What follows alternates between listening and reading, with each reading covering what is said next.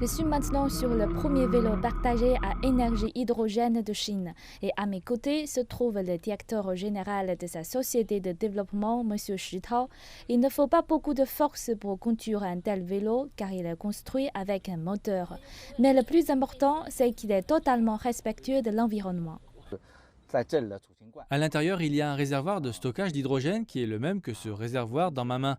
Il libère l'hydrogène dans ce boîtier électrique qui va générer de l'électricité et entraîner le moteur. L'ensemble du processus est sans émission et sans pollution.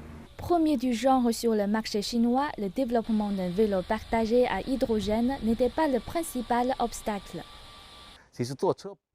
Ce n'est pas difficile pour nous de fabriquer ces types de vélos, mais nous voulons faire un vélo qui soit acceptable pour le marché, ce qui signifie limiter les coûts sans compromettre la fiabilité, la facilité d'utilisation et l'applicabilité environnementale. Cette zone de 48 km² située dans le bourg de Danzhao, dans la ville de Foshan, est appelée la vallée de l'hydrogène de Xianhu. Dans les rues, on peut trouver des véhicules de nettoyage fonctionnant à l'énergie hydrogène, des stations de ravitaillement en hydrogène et bien sûr des vélos partagés.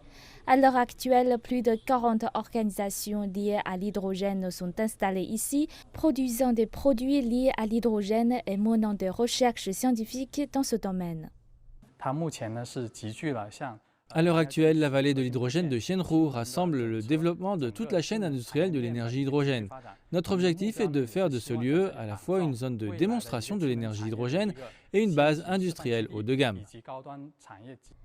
Lors du récent 20e congrès national du PCC, Xi Jinping a réitéré l'engagement de la Chine en faveur du développement vert et a en jugé par les progrès réalisés ici, dans la vallée de l'hydrogène de Xianhu. La région témoigne de cette conviction et s'engage à aider le monde à devenir vert grâce à l'énergie écologique de l'hydrogène.